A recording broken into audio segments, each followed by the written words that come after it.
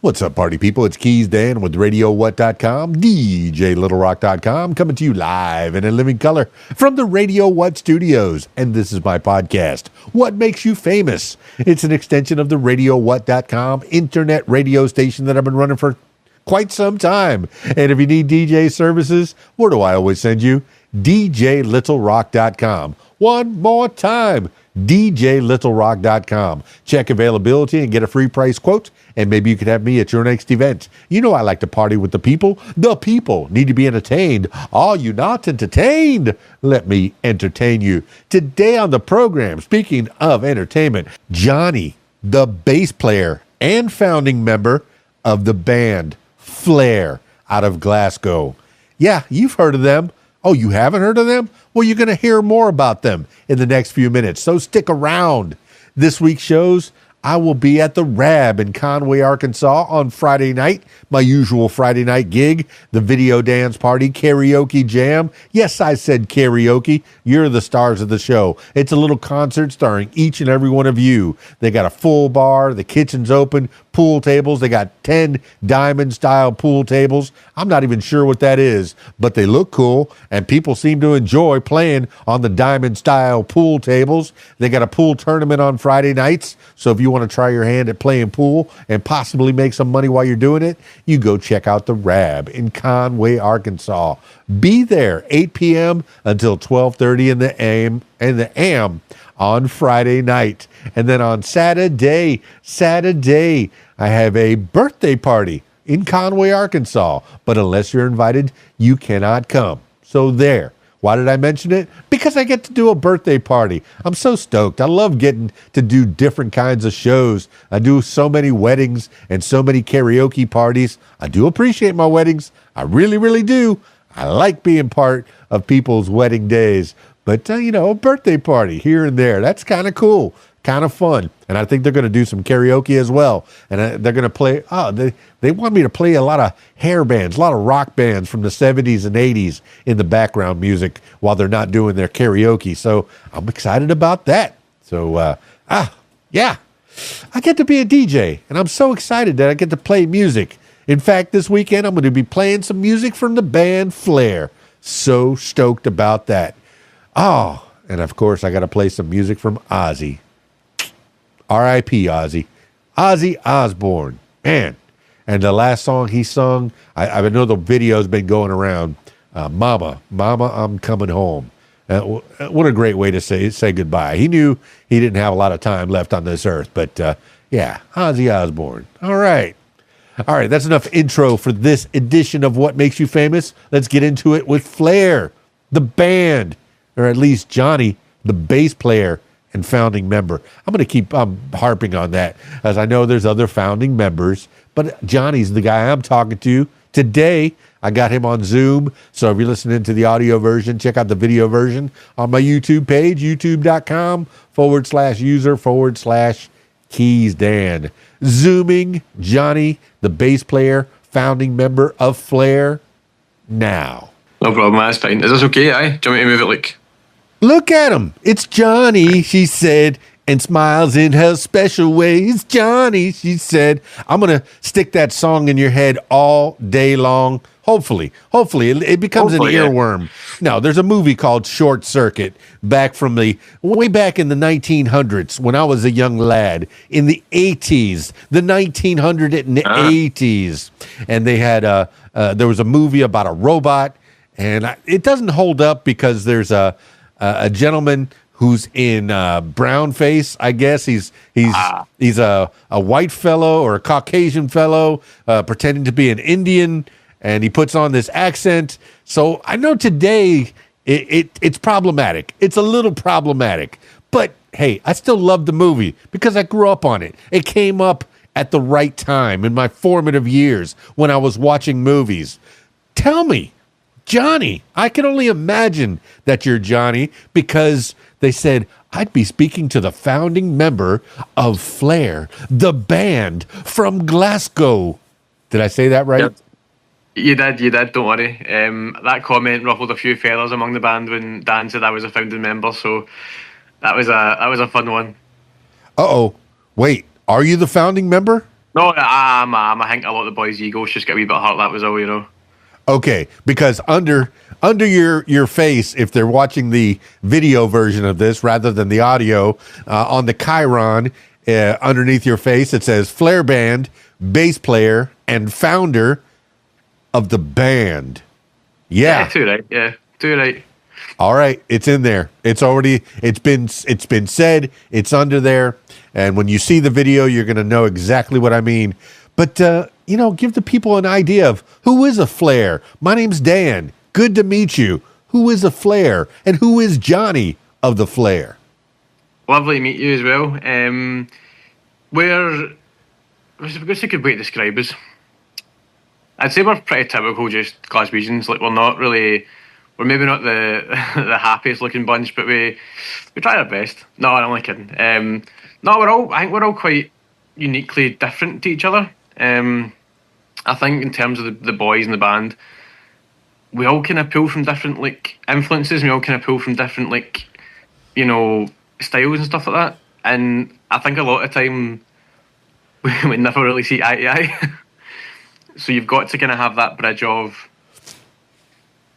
I like it this way, I like it that way, and then we all kind of eventually get to a conclusion where we're like, that's okay. We're happy with that. That's not too bad. Well, that's what collaborations are. They're not just one person. Yes, you could be Johnny bringing in all the music, all the songs, all the sheet music, and saying, this is what we're playing, like you were some kind of a dictator. Okay, yeah, okay, back in the 18 at the turn of the century of the 1800s, when Beethoven was doing his thing, my personal favorite classical musician. Why is he classical? Why are we still talking about him? Because his music was fire, man, as the kids say these days. His music still stands the test of time. If you play the Ninth, if you play Ode to Joy every Christmas, you're going to be singing Ode to Joy. And that's a song from 1824 by a man who was fully deaf, okay? But his chord progression was fire. His music was fire. Why am I talking about this? Because that was one person putting it all together and telling this band to play this music. But if you have a collaborative effort, 4 or 5 guys in a band, and I can't remember, it's four gentlemen that are in this band, right? Five. It is a 5-piece. Yeah. Okay, well, tell me the 5 pieces. We already know that Johnny's the bass and the founding member. I'm going to keep drilling that in. But no, what about the rest? Well, obviously, I'm the most important, but we have Tony on vocals. We have Lewis on rhythm guitar. We have Callum on drums, who's also a founding member. And then we have Jamie on lead guitar. Okay. When I'm listening, and I've only listened to the music that you have on your YouTube page. You have 3 videos, and it looks like you've been doing this at least a year put together. But the sustain, I know that you're a bassist, and the bass and the drums is the rhythm section, and the rhythm of guitar. That's what keeps the bodies moving on the dance floor, is that rhythm section. But the lead guitar, and I know, all right, I don't know, bands sometimes clash, but that lead guitar has a sustain. When I'm listening to your music, it grooves, and it's nice that he holds those notes and lets them sit out there. The 3 songs that I've heard, Saccharine, Runaway, and Come and Get It. All of those songs, maybe Come and Get It's a little faster song, but Saccharine is just letting those notes last out there, putting the sustain, just letting them sit out there and let you breathe them in and it just makes me feel a certain kind of way listening to that music, man. And you said you have different influences. Well, give me and I don't even think can you speak on the other people's in the band? But maybe another podcast, another time, we'll have the other 4 members of Flair. But I want to talk a very Johnny-centric portion of the show. Johnny, what's your origin story? Where did you begin? Are you in Glasgow as well? I'm just outside of Glasgow. I live in a place called Johnson, which most people native Scotland kind of look down on a little bit because we're not the what's the nicest way to put it? Maybe not the most. I can't think of a nice word to say. I'll move on from that. But no, like I actually never played bass growing up. I played guitar. And when I met one of the other boys that founded the band, he needed a bassist, so I thought, oh well, I'll just play bass. And then, you know, here we are later on. But in terms of my influences and stuff like that, I'd say, like, I remember growing up, my dad used to play the Beatles in the car a lot because that was like his like favourite band. So it was like the Beatles, it was Led Zeppelin, it was Pink Floyd, it was, you know, all these kinds of things. And I think I get really stuck into that. And then when I hit high school, it was like a big like Arctic Monkeys craze, and they became my favourite band. So then I have that generation, do you know what I mean? Whereas nowadays I listen to a lot of Fontaines and like I love Kneecap, they're great as well. But I think I think I'm kind of like that as well, where like I can go from like one medium to the next and I can still find enjoyment in all of it. But it's a case of like I might come in and go, oh, I'm gonna write a bass line like, you know, I don't know, like something kind of R&B, and then they're like, that just doesn't, no, we're not doing that. And I'm like, fair enough. You kind of have to hold your hands up and go, yeah, right, okay, fair enough. I'll not do that then. But that's the same with all of us, you know. Like if I was to describe the other boys' tastes, I'd say me and Tony are very, very similar. Jamie, again, quite similar to us. Callum, our drummer, doesn't listen to music. He just doesn't. He doesn't, for some reason, he just never ever listens to music. So then when you show him something, he's like, oh, it's pretty cool, he would have no idea. He doesn't listen to it. And our rhythm guitarist, Lewis, I think we've done a few interviews now talking about Lewis, and I don't think there's a single word that can really define or describe Lewis. He's one of the most interesting people I've ever met, just in a good way, not like a bad way. And his music taste is just like the most fragmented thing in the world. Like he listens to so much, and it's like, that's great, man. And sometimes he puts things on, I'm like, I have no idea how you found that. Like, do you know what I mean? It's like I have no idea where you could possibly have heard that, and he's just got like a whole album, and you're like, that's amazing. He's so eccentric, but that's kind of why we love him, and that's why, you know, we stuck around. You know what I mean? Oh, I can appreciate that so much. I've been a DJ since 1986. Yes, way back in the 1900s. And I only say that because that's the first time I got paid to do a show. Before that, I had records, and I had my parents buying me records and making sure that I had, you know, some music in my life. And you know, I remember, okay, you're the Bee Gees, the Beatles, well, I guess there was a lot of country music in there, a lot of rock music, I remember the first, I guess I had 8-track tapes, Eagles, Stevie Wonder, and Steve Martin, for some reason, was on 8-track. But, you know, we have our parents to thank for some of our inspiration. And you mentioned the Beatles. That's a collaboration as well. I sat through all 8 hours of Get Back, and I appreciated every minute of it, because on this podcast, I talk to a lot of bands, and I talk to a lot of band members, but I don't know, you know, really how it works. But visually, that movie laid it all out.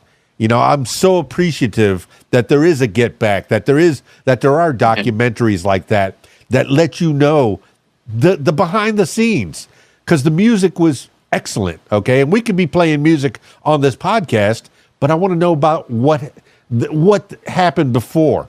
You know, what happened leading up to making that music. And you say you have Arctic Monkeys, you have Beatles, and you and that's where you got, you know, your platform, your base for bass.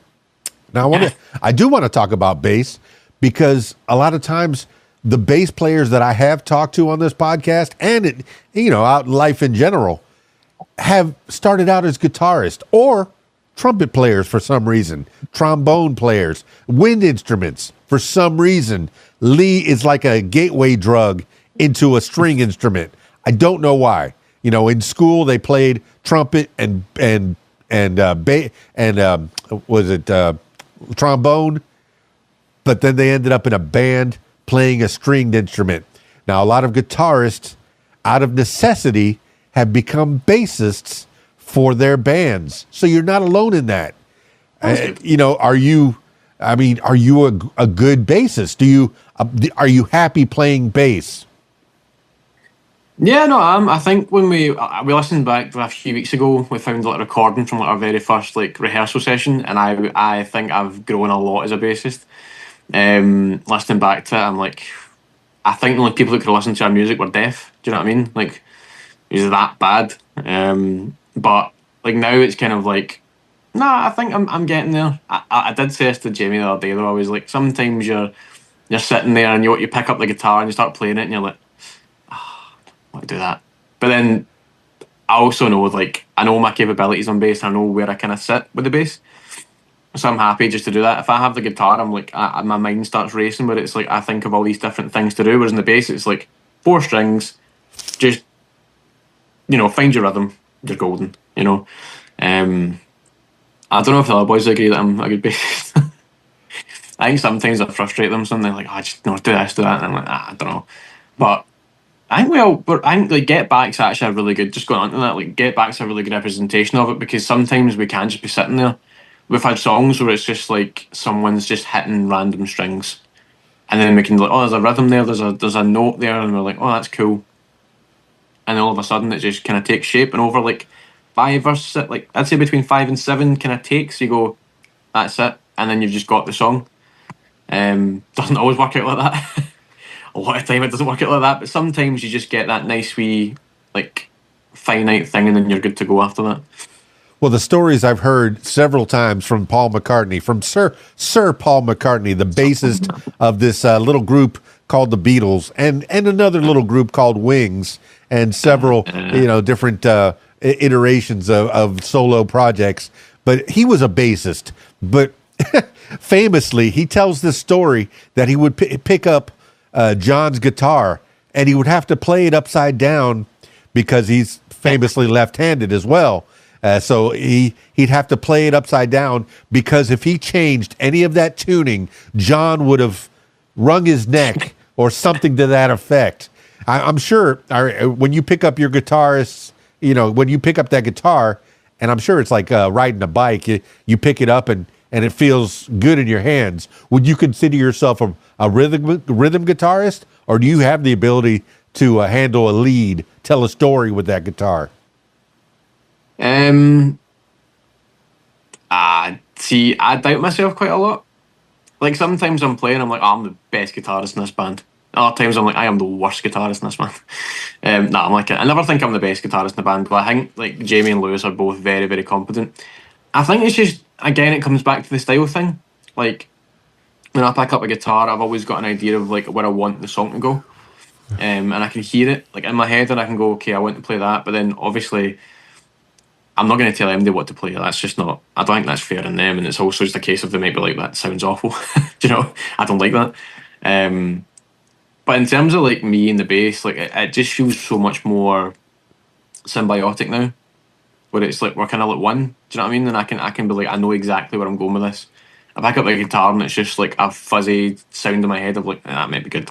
And then Jamie or Lewis pick up and it sounds a million times better, and I'm like, yeah, fair enough, yeah. It's probably why they're doing that and I'm doing this, So, like, yeah, like I think it just depends. I mean, we all play things differently, and I think Lewis is probably the most talented in the band because he can play everything and he can sing. Like he can just do everything. So like, there's a few times he picks up the bass and I'm like, he is a lot better in this than me. He picks the guitar up and he's a lot better than me, and I'm like, oh my god, he's like really talented. And then like we'll all try and swap instruments every now and then, and we're all kind of really really bad at them all. And then Lewis can kind of just do everything very quickly, and you're like, oh. So it's like a wee bit of envy, but not really. I'm like kidding. I know how I kind of well fit in now. I think we're so kind of succinct now and everything that we can kind of all just know where each other's at in a song. Like we have our latest song that we're finishing gigs with was a random jam. It's not even got a name. It's just called The Jam basically because we don't really know what it's called. And it was just Jamie came in and he had this really high feedback thing, and I just started playing and Callum started playing. And that was it. We all just clicked. But like if I jumped on the guitar, it would sound completely different to what Jamie's doing or what Lewis is doing. If he jumped on bass, it would sound completely different to what I'm doing or thingy.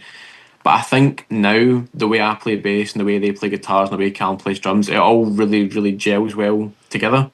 And that's kind of where our sound comes from. I think if like one of us was just doing all the guitar work, it wouldn't be as good. Even if like they were an amazing guitarist, it wouldn't be as good because we all have that like tuning almost in our brain to be like, I'm going to play it this way and it's going to sound great. Do you know what I mean?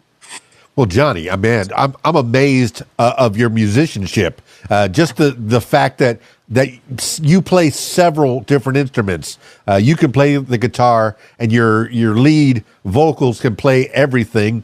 You know, I don't think I've ever seen it live, and I don't even think I've seen it on a video. But I would be so jazzed, and I think the audience would be jazzed as well if the musicians on stage would switch instruments in the middle of their performances, where you would grab a guitar, somebody would grab a bass, somebody else would get behind that drum kit, and it would blow minds. You know, or if you just picked up a ukulele somewhere in the middle of it, or picked up any other instruments, just the fact that you know all these different instruments, it blows my mind. I don't know one instrument. I mentioned ukulele because there's one sitting here behind this monitor. Yeah. There's a harmonica up there. I used to have guitars. I'm about to have another guitar in this house. Nice. I haven't had any guitars in this house in years, in many, many years. They got stolen years ago.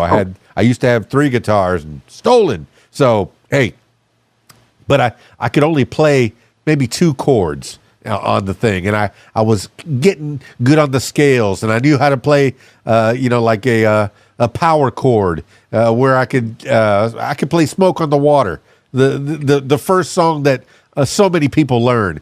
Oh my goodness, I get so excited watching other people play, and my job.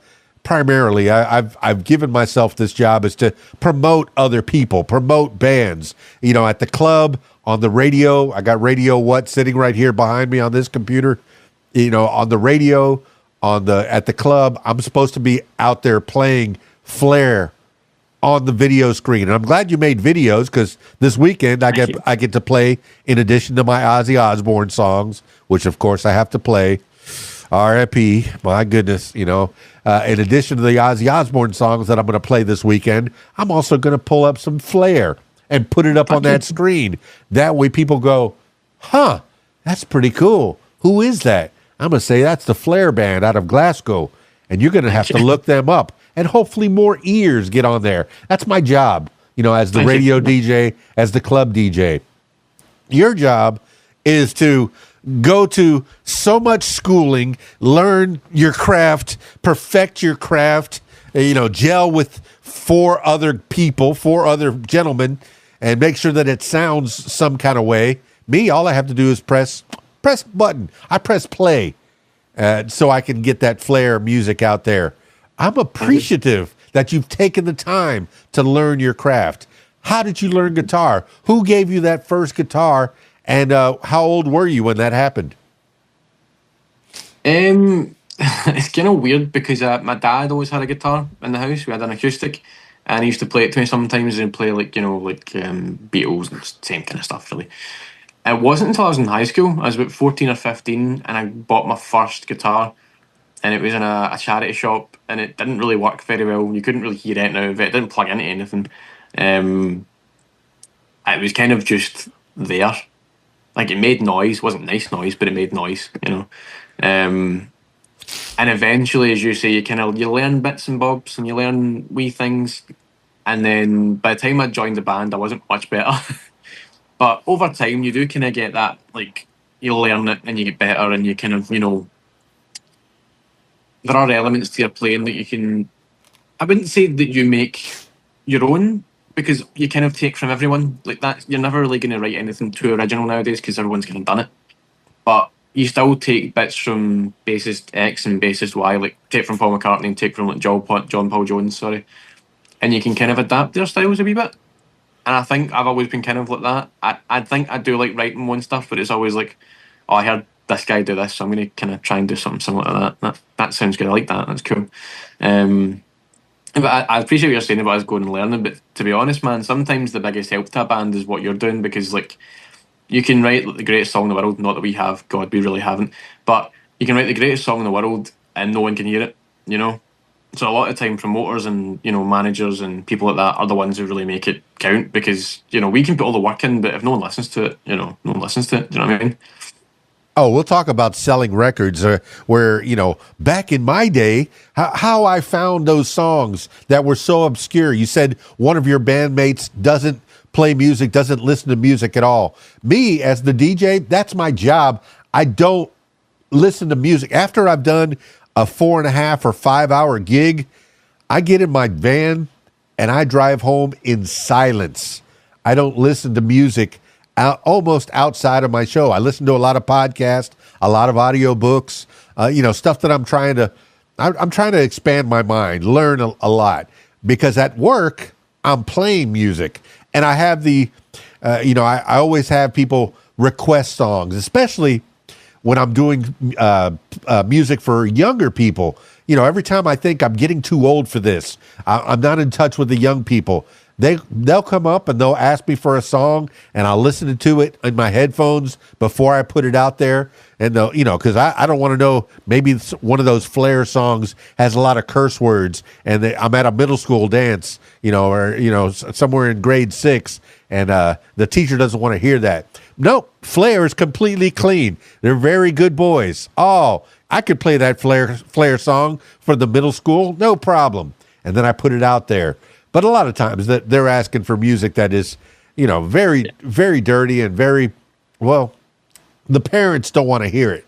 I'm okay with it. I don't mind. I appreciate artistry and creativeness if that's your creativity.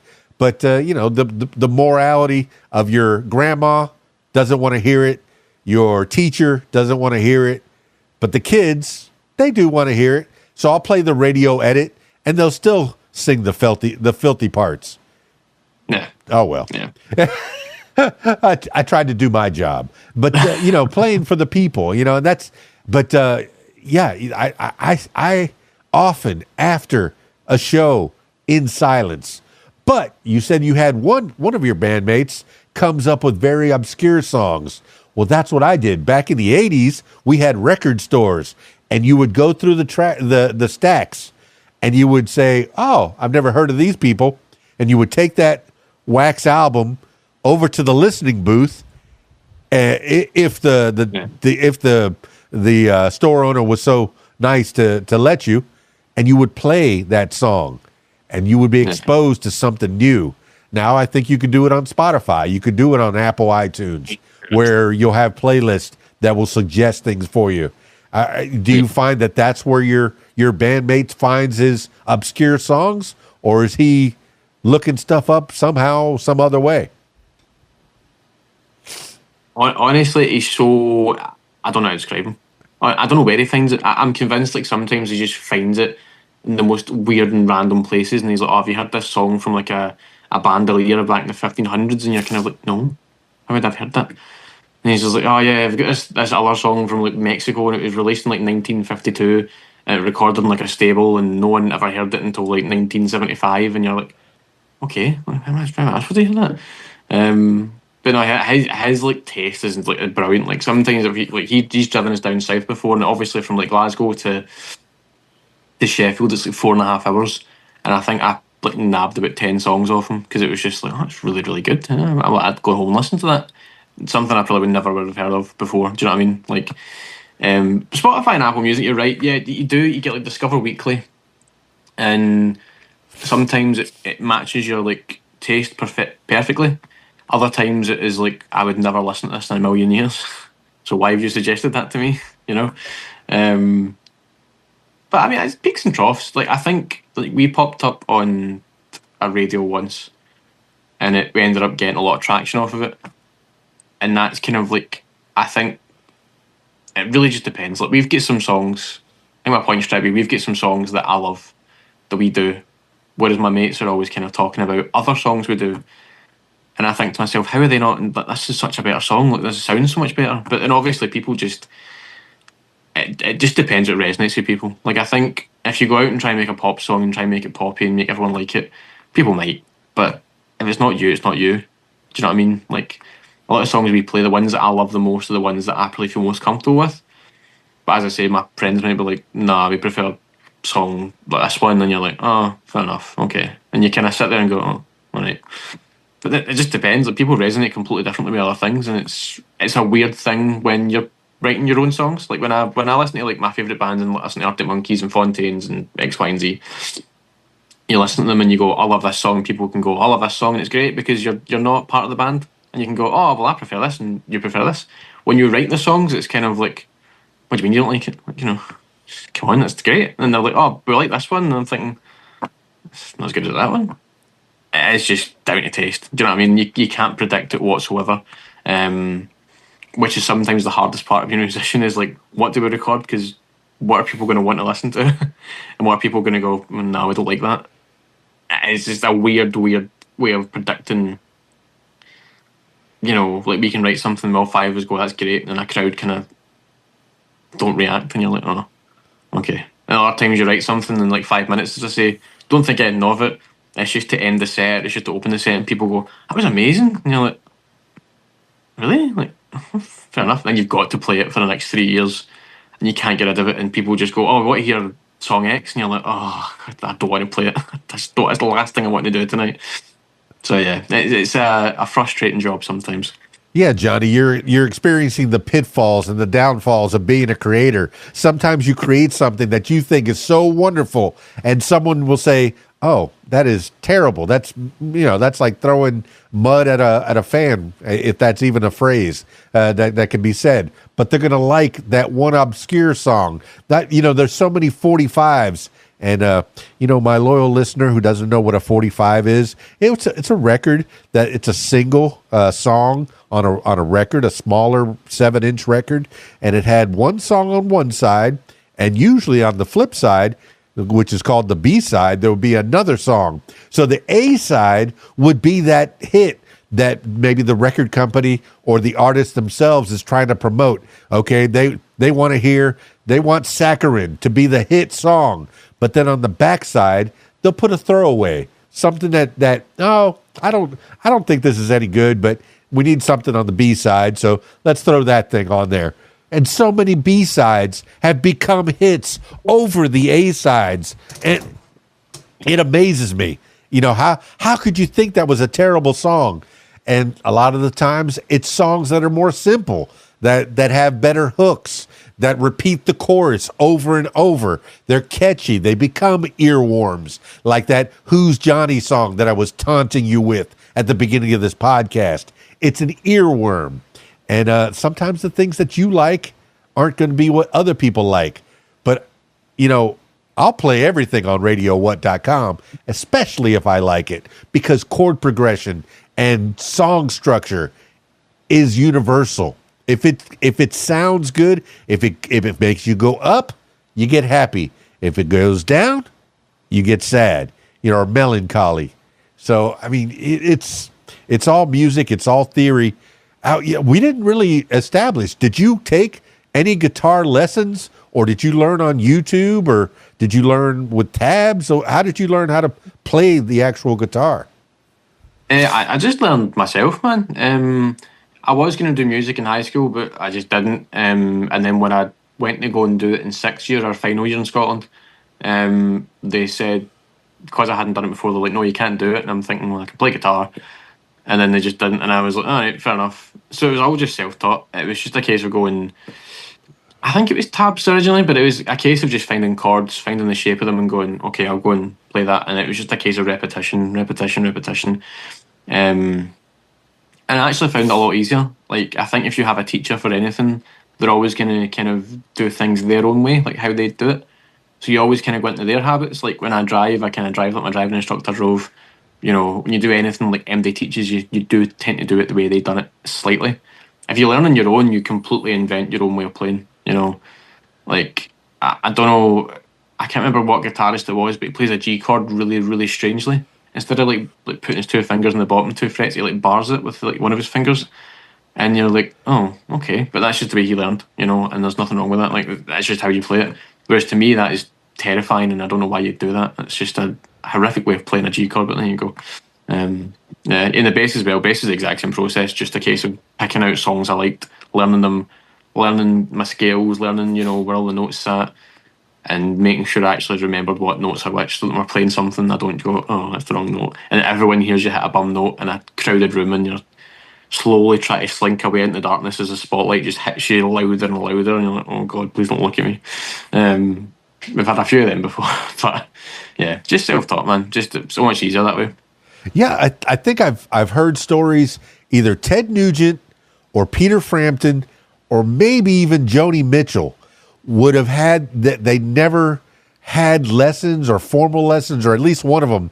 And it might have been Joni Mitchell. I don't know why she sticks out in my head, where she was tuning the guitar only in the way that she knew how to make it sound right. And people were picking up that guitar, guitar techs that were working on her shows and saying, what did you do? What strings are these? And they were just tuned in the way that she knew how to play it. And her fingers wouldn't go in the same place that somebody else's fingers would go while she was playing these instruments, because, okay, maybe a G chord is here or a blues chord is over here on most guitars, but the way she had it tuned, self-taught. I do have a cousin, Timmy, that he's been on this podcast several times, and he can hear a song and within a few minutes have it down pat. Is that the kind of guitar player you are? The bass player you are? No, that absolutely not, mate. No. I wish I had that skill. I think it's something I kind of always envy people that they can do it, because the amount of times I hear something and go, oh, I really want to play that, and you've got to find the tab, and then you've got to find the right way to play it, and you go, oh, I need to listen to that again. Am I playing that right? No, I'm not playing it right. Hate it. I watch a lot of Justin Hawkins' YouTube channel, and I like to see the reviews he does of songs, and he literally just he hears a song and then just you can see him like niddling away in the guitar, and all of a sudden he plays the song like bang on, and I sit there thinking to myself, how it's like foreign to me. It's like hearing someone speak Spanish then just going, oh, I'm speaking it back to you without ever having learned it. I know it's not the same thing, but you know what I mean? It's kind of like a language thing. I just don't understand it. I think Jamie or Lewis can play it straight away, which, honestly, fair play to them. I can't. I need to go and learn it like to the nth degree and be like, I know exactly what I'm playing here. So I'm very jealous of them. They'll never know that, but I'm very jealous of them. But no, like I wish I could, because it's a great skill to have, especially as a musician, obviously. But no, it's just not a skill I've ever really picked up. I don't know why. I just could never do it. No, I get the opportunity sometimes when I'm not gigging, and thankfully it's few and far between because I'm usually gigging. But when I get to go and see a live performance, most of the time it's a local live band. And my loyal listener, I encourage you to go check out your local live band, especially if you're in Glasgow.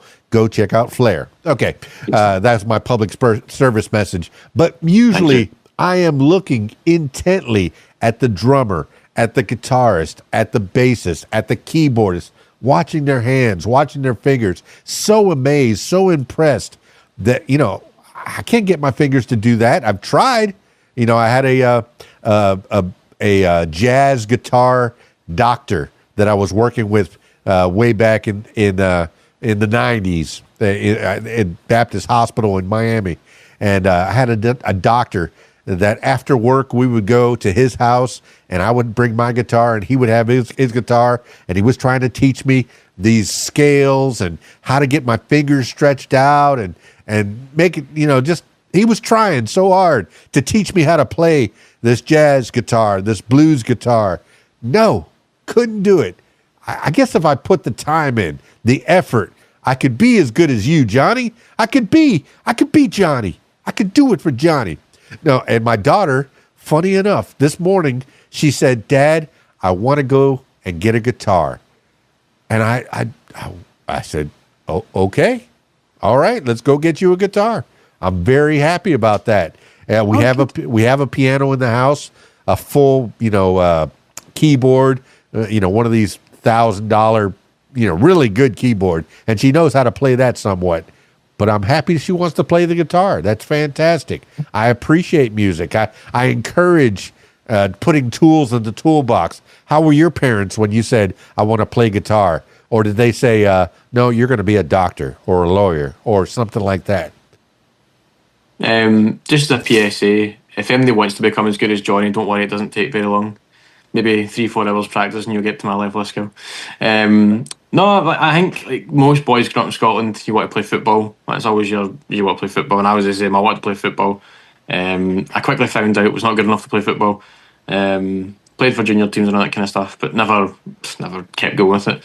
I think when I initially picked it up, they were quite happy because it was something creative. And my dad was always creative. My mum's always been creative. They're both very creative people, so I think it's just a kind of genetic thing. You know, we all kind of it's in different ways we're creative, but we all do creative things.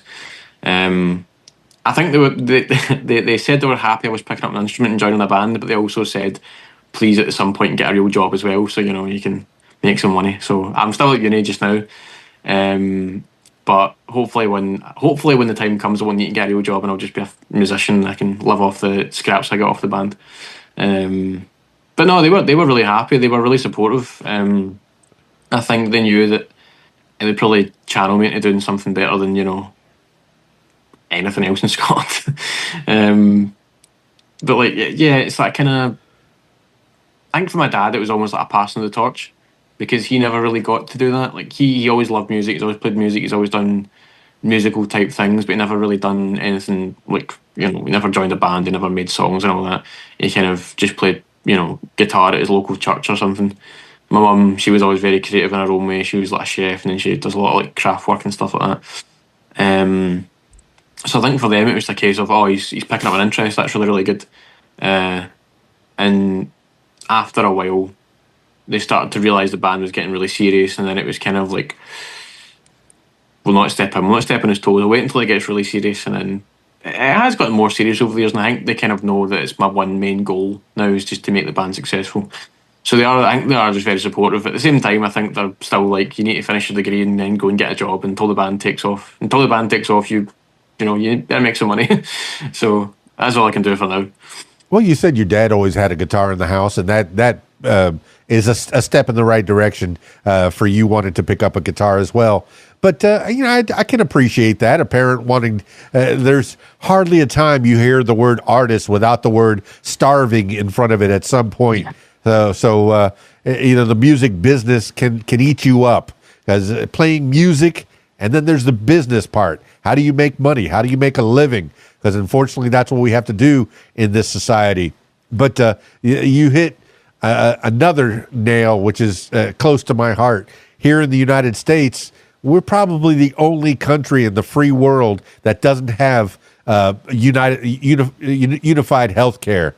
That takes care of their citizens health wise, and I'm gonna stay on top of that soapbox because I think the last podcast that I did I mentioned that as well. But you have to have a day job which is tied to your health benefits, to your insurance benefits, to make sure that your eyes work, your teeth work, and your body in general works. So having the universal health care, does that help in the UK? Do they support being a musician? What kind of day job do you want to get, or are you getting? Well, currently I do have a day job. I just work in a wee shop. It's a chain in Britain called the Co-op. It's nothing spectacular. Yeah. But I'm in uni to be a quantity surveyor, so that pays a lot better than working in a shop. So that'll be what I do once I leave uni. In terms of your healthcare point, yeah, it does help. We've had a lot of a lot of health issues in my family, so then not paying for that has been, great. I do think look, I've been to America once, and you do kind of see that. It was like, I remember a story. I was like, I boy in a bar we knew, and he was working like 2 or 3 jobs just to kind of get by. And I'm thinking that's a lot. Like that's tough.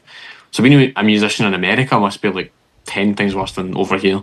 Having said that, over here it's not much better. I personally, I don't know if the rest of the band, they probably do, to be honest.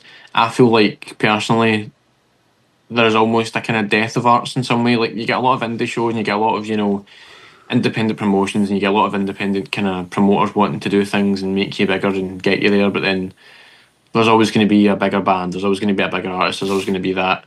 And I think unless you hit the right demographic and you hit the right audience, you're going to struggle a wee bit, because you don't really get much funding in the UK for music. You don't really get much of anything, really. You've really got to hope on getting lucky on social media. That is it. Do you know what I mean? Like, you can have the best songs in the world, but if you are bad at social media, you don't really get anywhere. And I think there's a big one in Sheffield now, because we were down there recently. It's a place called the Lead Mill, and it's a really, really big music venue, and they're just trying to shut it down. Like, that kind of thing, it's like, I don't think the government really prioritises like the kind of arts. I don't think they really care about it. I don't think they care about a lot, to be honest, in the UK, but the arts especially, they don't really have any kind of interest in.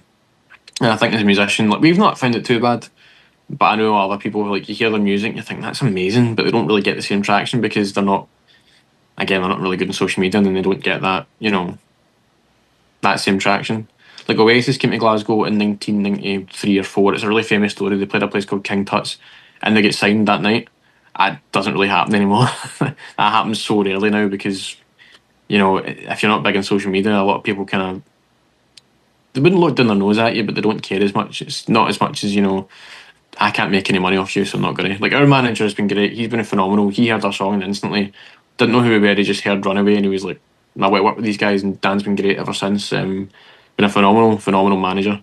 We can't thank him enough. But I know of other people who were in bands. I had friends who were in bands, and they said, yeah, they got into like contracts and record deals, and then it just went south very quickly. So yeah, I think we were very lucky, and I think we're all really appreciative of it. You know, we're allowed to be doing things, and we're getting bigger and better all the time.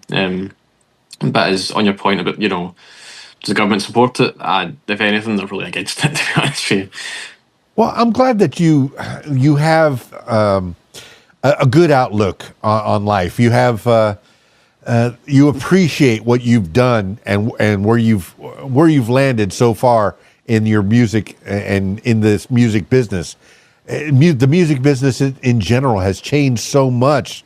Before you were born, all the artists had to do was play their music, go record it, sell some albums, and really they weren't selling the albums. They had record companies that had distributors that were selling the albums for them. And yes, that those record companies would take a big cut of the music of the artist's profits. You know, say they made $1 million, maybe the artist would see 10% of that, and they would get eaten alive if they weren't careful, if they didn't have the right contracts. I mean, when the music business was early, when it was starting in the 30s and the 40s and the 50s, these artists would have to play 8 shows a week just to make their rent money. And now, thankfully, it changed in the 80s and in the 70s and the 80s. They started getting these contracts. In the 90s, started getting these record contracts, and they were selling albums. And then streaming came along and killed all that. Instead of making $1 a record, now they make 0.0001 cent per play. It's insane. But I know that people are making their money. I guess the bands, the musicians are making their money in live shows. And from what I've seen, I already have the link in my show notes. You sell merchandise as well. You're selling T-shirts. You may make more from that T-shirt than playing a song. So if people want to support you, go buy a T-shirt from the Flair band. Yeah, please, yeah. Yeah. Now, okay. Well, I mean, okay. Now let's talk about the band. We already have an idea of where you started. Now, when the band started, like I said, the first music video is about a year ago. When did you form? When did the Flair band form? So we formed officially, I'd say, it's a really complicated history. We don't have an easy one, and it's getting more complicated by the year, I think. You might need it for this one. We formed in 2019, and it was me and another boy called Johnnie. We both went to the same university in Glasgow. And as we formed, it was me, Johnnie, a boy called Fraser, a boy called Owen, and then Callum, our current drummer. And to basically cut a long story short, eventually Tony, our current singer, joined. And then his cousin Lewis joined to fill in guitar because our guitarist and our singer left. And then very recently Johnnie also left, and we got in Jamie. That is a very much simplifying things, because I think if I went into depth, it could get into a lot of, he said this, she said this. But yeah, I think we formed in 2019, but realistically, we probably didn't form officially and properly until maybe like 2022, 2023. You know, that was when I'd say the real band like really started, and it was like serious, and we took it serious, and you know, we we felt like the actual band. You know, it wasn't just like four boys or five boys just mucking around and not really doing anything serious. It was like, you know, we're going to take this seriously, we're going to make it a big deal, and we're going to do what we actually want to do, which is make music. And I think that's just kind of how it's always been. Like, I think we've always changed for the better. That's not a dig at anybody else who was in the band before. It's just a case of, I think we know now like where the band is and where the band should be. And everything that's kind of happened, in fairness, has probably happened for the best for all parties, you know. Even the boys that have left are probably happier off now because maybe they want to do their own thing or they want to go and do other things, and that's totally fine. I don't think any of us hold a resentment for that. It's not how we are. We just, you know, things happen, cool, we move on. So I think now the current rendition of the band, which is, you know, been pretty much the band for a while now, is the best we've had, and we're all very, very like linear and very succinct of this is where the band's going, it's what we want to do, the songs we want to make, and then we're just streamlining it as best as we can now. Well, I'm glad that it's all gelling together. But 2019, 2020 is a weird time to be starting a band, to be starting anything. How did COVID treat you? Oh, not well. So right before we went into lockdown, we started writing our first couple of... We actually wrote Come and Get It before lockdown. That was like our first ever song we ever wrote with the band. And then lockdown hit, and I think the main thing the band done was play Grand Theft Auto. We all played it together. That was our entire, you know, that was the entire thing the band done. We didn't make a single song. We just played Grand Theft Auto together. And then when we came out of COVID, we were very lax again. It was kind of, you know, we were all settling back into our lives because you kind of had to, you know. You were cooped up for so long that now being back out and doing what you do on the weekend, it was like, you know, we're back to that. And then eventually the band got back on track. It took about a year for the band to get back on track after that, but we did get there. And I'd say that's probably when the band officially started properly, you know. We didn't play a gig in the first year and a bit. I think if we did, we'd have been booed at the building. So that would have been a really horrible experience. I'm glad I've never had. But yeah, I think the first iteration of the band was always kind of destined to not really be the final one, you know. Like, we always kind of knew that would probably change. Then when the final iteration of the band came in, I think we're all very settled, and then we're all very kind of, this is it. We know exactly where we're going to go. COVID, though, is just not a help. It's a hindrance beyond belief. Well, I'm glad we all made it through. And I was listening to a podcast about the flu from 1918. No one remembered the Spanish flu from 1918. I hope that the lesson has been learned, because now that COVID is over, people have just stopped talking about it. We need to be prepared. You know, maybe it could happen again. But I'm glad we fared through it. And now it's getting pretty much back to normal. That's super fantastic. And that means you can go out and play gigs and you can record music together in one spot. Now tell me about I see that you're doing really well on the social media. You've got the branding down, the logo for Flair. You have one logo that's on Facebook that has kind of a circle with the Flair. I like that. I like that. See, nowadays it's branding, and I think it's always been branding. You know, even Napoleon had his brand. Even King Henry VIII had his brand. So and Robert the Bruce had his brand. So people have branding, through the years. But so you've got this social media thing down because you grew up with it. I grew up before the social media, and I've had to adapt to it. And I'm in it. I got logos. My wife helped me create logos. I create logos, so I'm good at it. But now it's creating the music. So as a musician, as a band member, you have to do so many things. You have to create the flyers and create and make sure that you have a social media presence. Who's doing the recording for you? Are you recording yourselves? Do you have a studio that you go to? Give shout outs to people that are helping you out along the way. I know Big G put us together. Thank you, Gary. Yes, thank you, Gary. No, in terms of all the kind of social media stuff, it's like a mix of us. Like I do a lot of the kind of graphical stuff, and then Lewis and Callum tend to do with the actual posting. Callum's actually really, really talented at having quite funny posts. I'll give him that. That's where he comes into his element. He just seems to click, and that's him. He's good to go. In terms of recording, we've recorded about 3 or 4 different places now. Some of them don't work out. That's just how it is. It's not a dig on them. It's just it might not be a cohesion, you know. In terms of, so our EP, the Flair EP, that was done by a guy called Blair Crichton from Glasgow as well. He's actually in a band called Dead Pony. They're pretty good. If anyone's wanting some kind of like new metal type stuff, I'd listen to Dead Pony. They're really good. Our latest release and our next couple of releases are going to be recorded by a guy called Mark Morrow up in Edinburgh. Again, great guy, great creative guy. He's very knowledgeable, knows what he's doing. And our first 2 singles were done by a man called Omar, and they were done in, is it Partick? Yeah, Partick. We've done them in Partick, which is like in an area of Glasgow. It's a wee area of Glasgow. And he was also lovely. He's actually a sound guy as well. He's done sound engineering for us at a few gigs back in the early days. So yeah, a big thank you to all of them. Without them, we'd be, nowhere.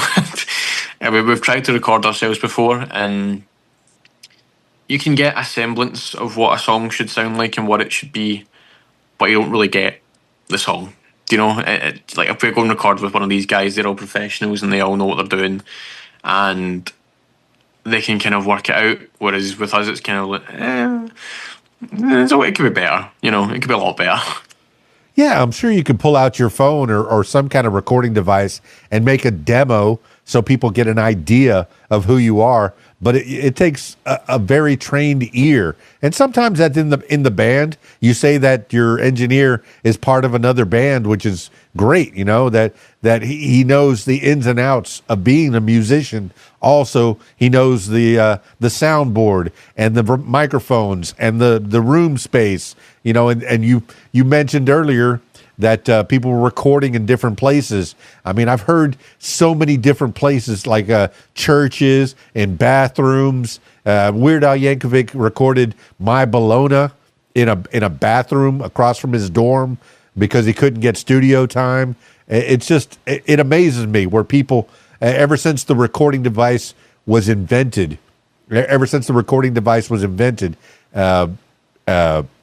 people have been finding new and different ways to record. And not everybody can have an Abbey Road. Not everybody can have the big studios. And it used to be, hey, I mentioned Abbey Road. It used to be there was only a handful or 2 handfuls of studios in the world that people could go record. A lot of them were in Los Angeles or New York or, London, some place. Yeah, but and maybe a couple other places around the world. But now anyone with a few $1,000s can build their own recording studio. Do you have recording instrument and devices at your house that you could make a decent enough demo, or do you feel like you need to go to a studio and play and record? I think for a demo, yeah, we could do it at home. We've kind of done it a few times. We've actually got one song that now we're working on. We want to kind of revamp it and make it a bit different, a bit better than what it was. That currently is being done as a kind of short demo just to kind of get the idea out and kind of make sure we can all hear it in our heads. But in terms of like recording it, yeah, we could record demos, I think. But I think we've always kind of leaned on the side of, if we're going to get it out and put it somewhere, we want it to sound really professional and really, really good and all that kind of stuff. And sometimes, you can't afford the recording, so if you can do a demo, do a demo. It's so much easier and so much better. But I think for us, it's a case of like, we've always known if we're going to get a song recorded, just do it professionally, because if we do a demo, we might... It's not about other people, it's more about us. I think we're so pernickety and we're so stubborn and we're so, it has to sound like this. If we do a demo, we're going, that doesn't sound good, we want to take it down.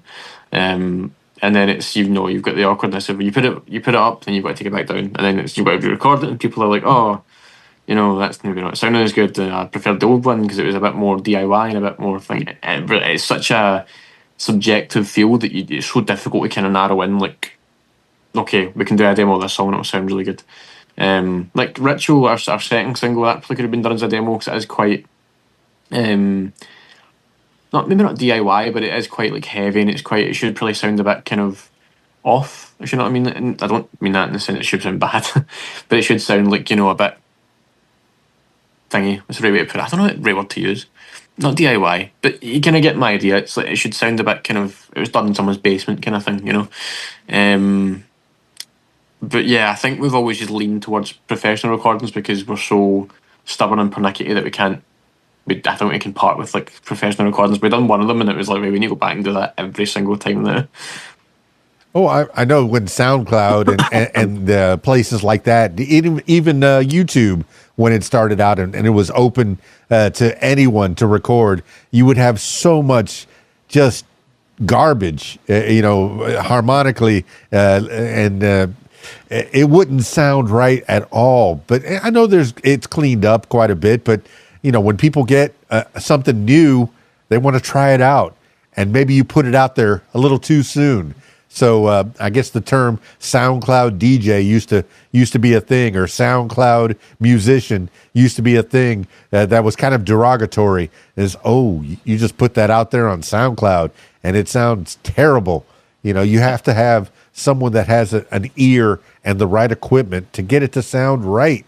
And I appreciate that, and I appreciate the videos too. I'm a child of the MTV era.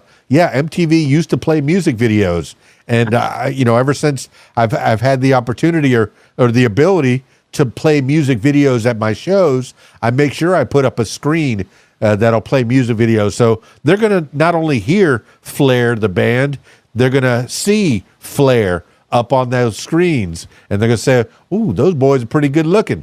And I'll say, "You got to go all the way to Glasgow for them." And I don't even know if they're all tied up. But there's 5 boys, so maybe 5 out of those 5, maybe 1 or 2 might be available. So I don't know. Maybe you want to delve into that. Out of the 5, how many can my listeners have correspondence with in a romantic way, or try to?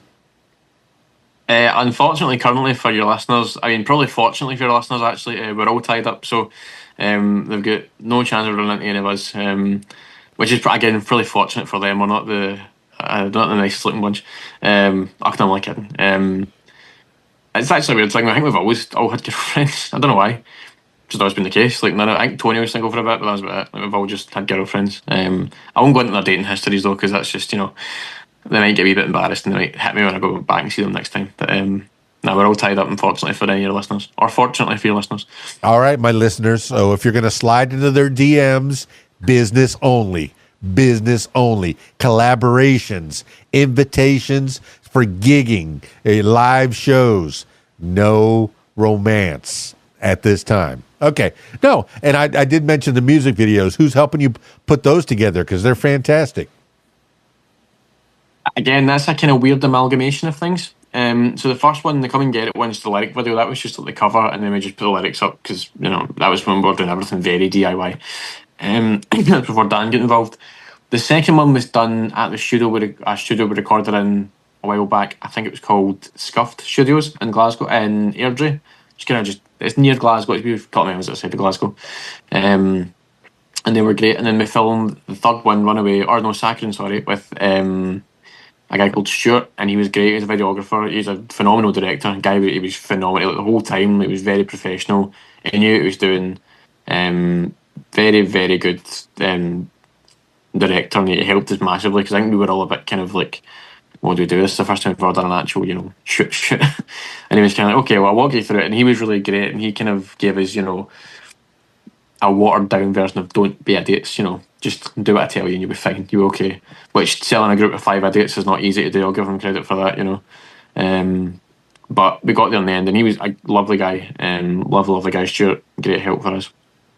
Yeah, just in those 3 videos, it is the progression. The first one being a lyric video, the second one being a studio video, and the third one actually a location. You went out into, it looked like to me, a castle, probably a castle in Glasgow. Don't clarify. To me, in the States, I think you were at a castle in Glasgow with the Highlanders. doing some kind of thing. There could be only one, maybe sword fighting. I don't know. Maybe that was off screen, behind the scenes. But no, the videos are wonderful. I appreciate that. The audio and the visual. It gives the listener and the watcher a little something extra. All right. Well, I mean, shoot. I think we've got an idea of who you are. Let's close this thing up. Where should people find you? Do you have a website, or is it all social media? It's all social media, man. It's we're at Flair Band on Instagram. I think it's the same for TikTok and Twitter. We do have a Facebook. We don't really use it that often. Don't really use Twitter that often either, to be honest. But it's always good to find us somewhere, So mainly Instagram though, at Flair Band. Well, I'm currently building up my TikTok because I think that's the place that's been giving me the most love. I've been on Facebook and Instagram and YouTube and Twitter for the longest time. But as soon as I got on TikTok and started to really post, and I'll cut this interview up into little clips and I'll post little, bite sizes. That way people always have Flair in their face. Johnny, you're going to be in their face daily or every other day. Bam, bam, bam, bam, bam. Who's giving you the most love, as far as social media? Are you making a return on your investment? Because I know people can make money even posting. I don't think we are currently, unfortunately. I think we've probably spent more money on social media than we have made money back on it. But like Instagram, we've always had a really dedicated, like, even if it's just our friends, they've always been there for us and they're always supporting us. And currently, we're doing quite well in there. We're seeing a lot of engagement, tons. And we're trying to get bigger in TikTok ourselves, as you say, because TikTok seems to be the biggest kind of, what's the right word for it?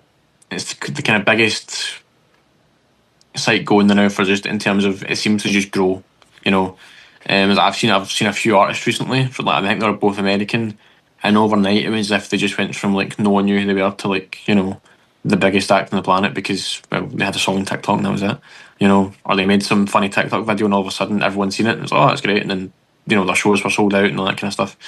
So I think for us we're kind of like we need to really revamp TikTok and get that going, which we're trying to do just now. But Instagram has probably been our most successful. Everyone's always been really good to us in there and we've always had a lot of love in there, so I can't fault them. Yeah, I appreciate Instagram. I hate that it changed when they didn't automatically post on Twitter and Facebook for you. I think now they do post on Facebook for you, but they don't post on Twitter. But I used to, it would be one hit. You'd post on Instagram and it would hit all your socials, and that was fantastic. It was a lot less time consuming. I hate that I have to think about that because it used to be 2 turntables and a microphone, and that was it. That's all I had to do was bring that to the show, and the people would be there. But now I have to be mindful of the social media. You have to post every day, or they forget about you. At least that's the mindset that you have. But I do a lot of post and ghost. Don't even read the comments. Don't even look at things. But the going live. A lot of my musician friends, they'll go live on TikTok while they're at their shows. So if people aren't there, at least they get the engagement on their TikTok or on their Instagram or their Facebook or whatever. But that's notwithstanding. That's neither here nor there. Maybe you get girlfriends that'll take some pictures, because you get the gigs, but then you're always thinking about that next gig. That's what this music business is. It's a hustle. Thankfully you have people that are helping you. Hopefully they're helping you get gigs, or maybe you're doing it all by yourself. Who's getting you the gigs? Do you have management, or you have people that are looking out for you? Or is it primarily one of the band members has to go to this club or that bar or that pub and say, hey, would you like Flair to play this Saturday night or Tuesday night? Or would you like us to play and pay us, please? It's mainly our manager Dan that gets his gigs. He gets his gigs up and down the country. The few times we've offered ourselves to places, you get a kind of quick no, or you get a much more Glaswegian way of saying no, which I probably can't say on this. But no, Dan gets his most of our gigs. He actually got us a slot at Belladrum, which is coming up soon. If anybody's in Scotland and wants to come see us at Belladrum, come see us at Belladrum. It's a big music festival over here. But we used to basically what would happen when we first started was we played a gig on a place called the Ferry, which is in Glasgow, and it's on the River Clyde. It's just a boat, and we got very, very lucky we got in there. And from there, it was a case of promoters would just email you, and they would say, "Do you want to play X night? You'll get paid nothing, but you'll get to play," which is good, I suppose. And then from there, it just evolved into Dan came along, and Dan went, "I'll cover that, don't worry." And all of a sudden, we were like, he was like, "Oh, you're playing in Sheffield next weekend, then you're playing in Manchester, then you're playing in Dublin, and you might run into some of the members of Fontaines, you never know." And that was like, "Oh, cool, right." So he's been excellent in just getting us playing literally anywhere he can, I think. And God bless him for it, because we've been playing. We were supposed to play Newcastle last weekend, and that had been 3 weekends in the bounce. We played down south. Which for a band from Glasgow is really good because it means we're getting that audience out there. Same if we got a gig in America, it'd be brilliant because we just be like, right, get the music going everywhere we can. So yeah, mainly Dan nowadays, but it used to be back in the day we used to have to graph for it a wee bit, and that was fun and not fun a lot of the time. Well, big ups to Dan. Every band needs a Dan. Go get them. No, I appreciate that. You have some help. You have people that are helping you along the way. You got any more shout outs to give to people that are helping you out as we wind this thing down? I'd say, I don't know really. I don't really have any. I'd say Callum's girlfriend. She was up with a lot. So God bless her. She's done a lot of work now. Keeping that boy sane because he's a nutcase. So good on her. Good on her. Same goes to my girlfriend, to be honest. She's keeping me sane. So thank you to her. I suppose just thank you to anybody that really comes to the gigs regularly. Like even if it's friends and family or anybody that's a fan. And it's massive because when you're playing to other people and they sing back to you, it's probably the greatest feeling in the world. So to those kind of people, thank you. Yeah, that's what your significant other is supposed to do. Your partner is supposed to do that for you. Yes, you were at this show with 1,000 adoring fans in front of you saying, Flair, you're the best. Play Saccharin. We love that song. Yeah. And then you come home and, honey, you need to take out the garbage and or take out the do the dishes or that you stop by the mailbox and pick up the mail. Just ground you. Just get you grounded, okay? Which is fantastic. And then they give you a little cuddle and a little peck on the cheek. Perfect. That's what you need. That lets you know that you're human and you're doing something right. You're a good person. You're an upstanding member of society. You got the day job that's making you some money, making your parents happy. And then you got the night job that makes your soul happy, that makes you feel good and makes other people feel good too, because they got up out of their chairs and they went to see Flair out there in Glasgow and the surrounding areas. Fantastic. All right, my man. I don't want this to be the last time that we talk. In fact, if you want your other band members to come on one by one or 4 or 5 at a time, that would be fantastic. But as time progresses, if you want to come back and promote anything else, you come on back and do that. We can chit-chat some more on the What Makes You Famous podcast. But I used to like to finish this thing off with the last words for the people. This could be words to live by, something you heard a long time ago, or just whatever pops into your head at this moment in time. Johnnie, the bass player and founder of the band Flair, give the last words for the people. Well, just first of all, thank you very much. You've been phenomenal. Thank you. It's a great conversation. I'd love to be back. I'll get all our boys on. In terms of wisdom, I am probably the worst person to ask for that.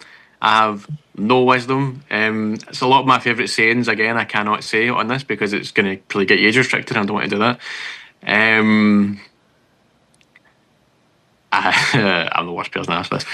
Best thing I'd say is if you really want to have a good time, go listen to Flair. They're absolutely amazing, and their bass player is the best bass player on the planet, and you should go and listen to all of his songs because they're great.